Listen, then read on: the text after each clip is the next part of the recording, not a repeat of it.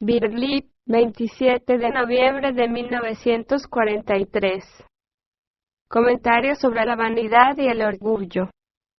Comentarios a las respuestas de una pregunta psicológica. Pregunta. En el trabajo se dice que dos gigantes llamados orgullo y vanidad andan delante de nosotros y arreglan todo por anticipado. ¿Es usted capaz de diferenciarlos, debido a su observación personal o a la observación de otros? ¿Cree que esos dos gigantes son los únicos que andan delante de nosotros y arreglan las cosas a su manera? Ante todo debemos decir sobre la vanidad y el orgullo que es menester estudiarlos en uno mismo por medio de la observación personal. Quizá tengamos un conocimiento teórico de ellos sin tener la menor idea de la forma en que se manifiestan en nosotros.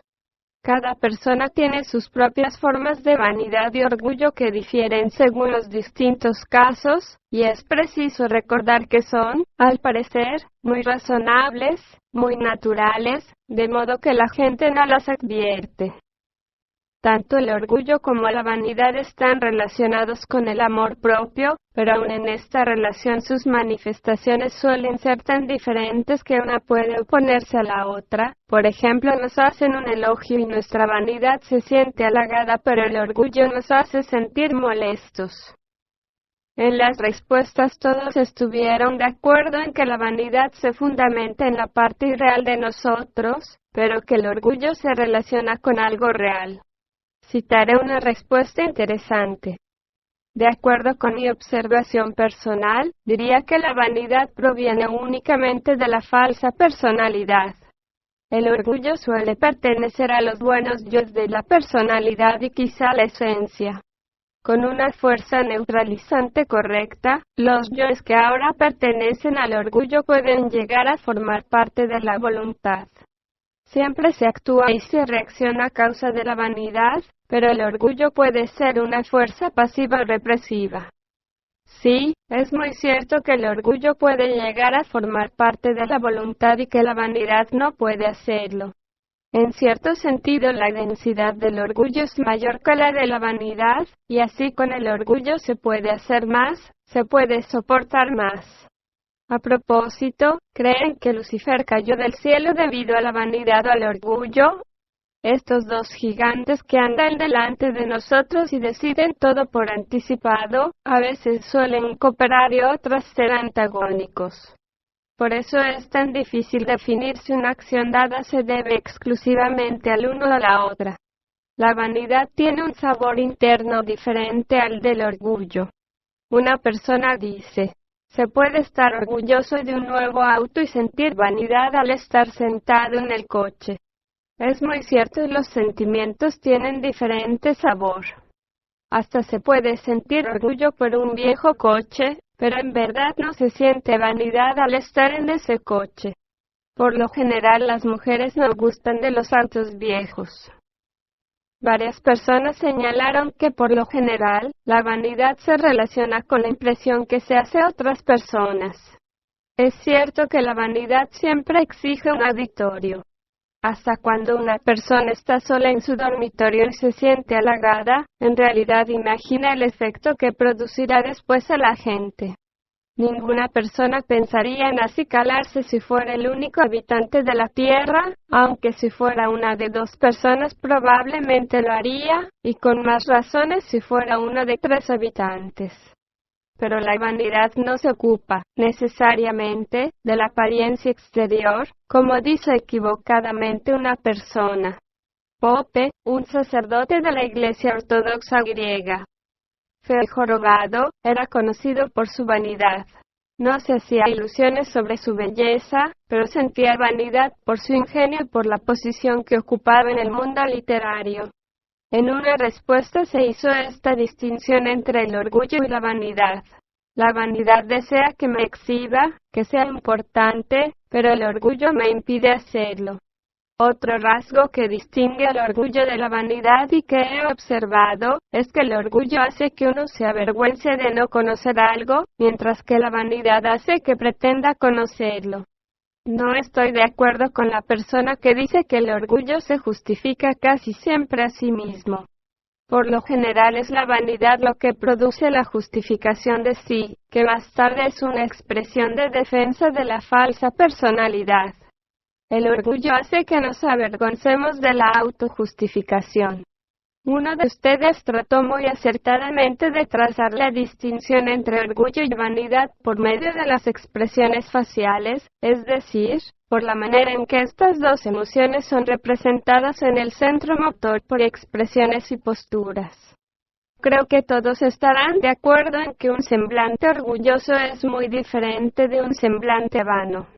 Este es un ángulo útil y nos hace reflexionar. ¿Qué es lo que nos ruboriza más? Una persona dice que el orgullo vive más en el centro intelectual. Pero el centro de gravedad del orgullo no está en el centro intelectual. Es una emoción que tiene su origen en el amor propio que suele manifestarse en cualquiera de las partes emocionales de los centros, incluso en la parte emocional del centro intelectual. Varias personas se trabaron en una discusión sobre el orgullo verdadero y el falso. Citaré parte de una respuesta. Cuando el orgullo se exterioriza suele ser cómplice de la vanidad. Si se interioriza suele ser útil ayudándonos a realizar un esfuerzo para recordar nuestro propósito en el trabajo.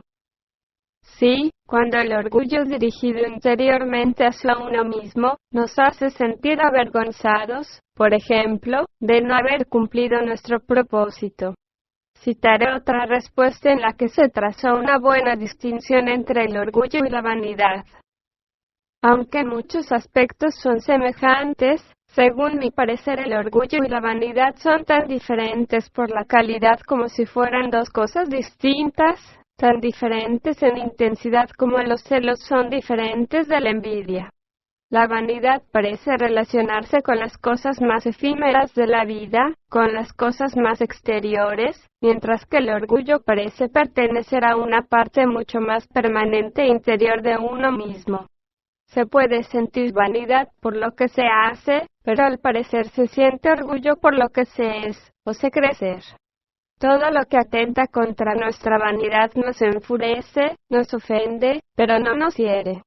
Mientras que lo que atenta contra nuestro orgullo nos hiere profundamente y hasta nos hace sentir asesinos, como si, por así decirlo, levantara en nosotros el instinto psicológico de la autoconservación. Creo que la falsa personalidad es sustentada por la vanidad y el orgullo, pero particularmente por la vanidad. Se puede tener orgullo, digamos, por el propio trabajo, o sentir vanidad por él. En el primer caso, aunque no gusten las críticas, creo que se las acepta por amor al trabajo, mientras que si se es vano uno, se siente ofendido y se rechazan las críticas. La vanidad se vanagloria de lo que hace. El orgullo es silencioso. El orgullo es al parecer más profundo que la falsa personalidad, o que la personalidad. A veces me parece que está vinculado con la esencia, pues es una parte integrante de uno mismo.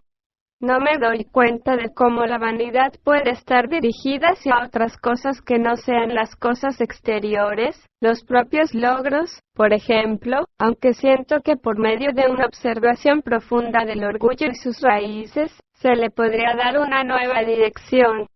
Lo creo muy capaz de encauzar la fuerza interiormente en vez de hacerlo exteriormente, pero aún no veo claramente cómo puede lograrlo. ¿Acaso convirtiéndose en vergüenza?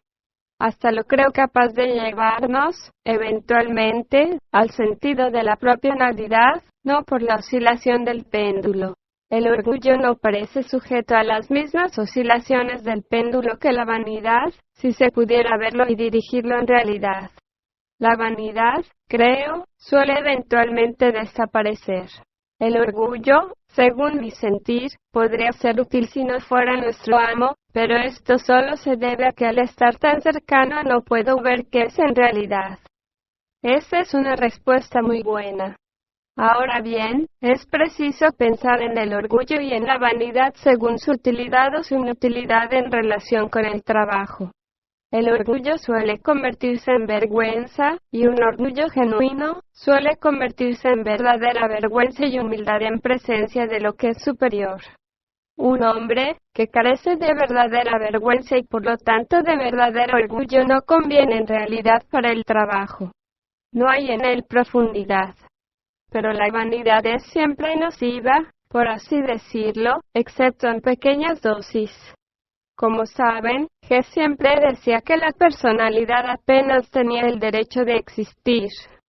Cuando uno se atribuye algún éxito, ese éxito fortalece la falsa personalidad y de este modo acrecienta la vanidad. Le está permitido atribuirse una pequeñísima parte del éxito, por breve tiempo, pero por desdicha la gente gusta hablar de sus éxitos o de lo que hizo y lo que dijo.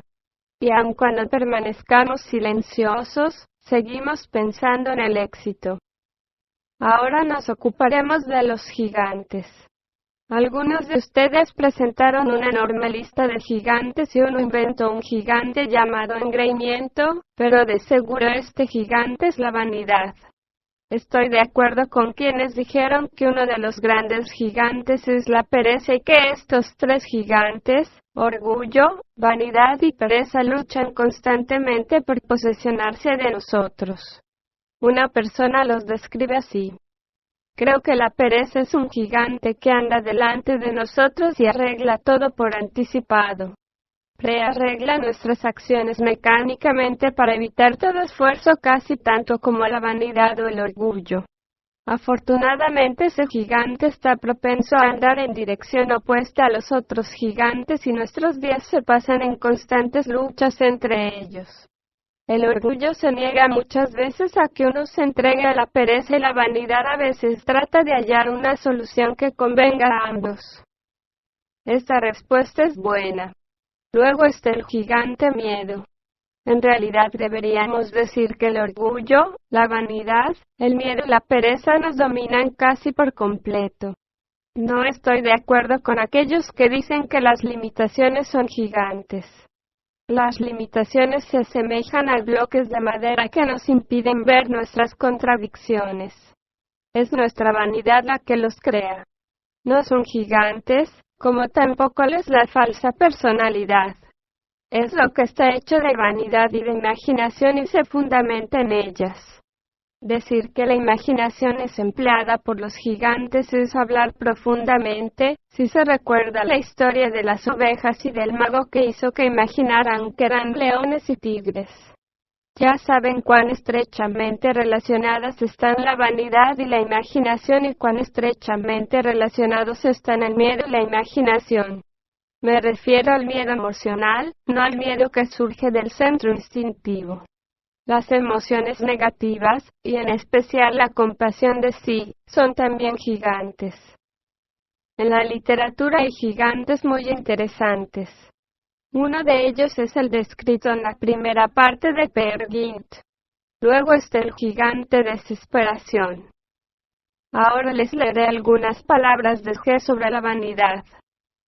La causa fundamental de casi todos los malentendidos que surgen en el mundo interior del hombre, así como en la vida común de la gente, se debe, sobre todo, al núcleo psíquico que se forma en el ser del hombre en edad temprana debido a una mala educación, y cuyo estímulo da nacimiento en él a los impulsos de la vanidad. Uno afirmó solemnemente que la felicidad y la conciencia de sí, es decir, el recuerdo de sí, que han de estar en el hombre cabal, dependen exclusivamente, en la mayoría de los casos, de la ausencia en nosotros de vanidad.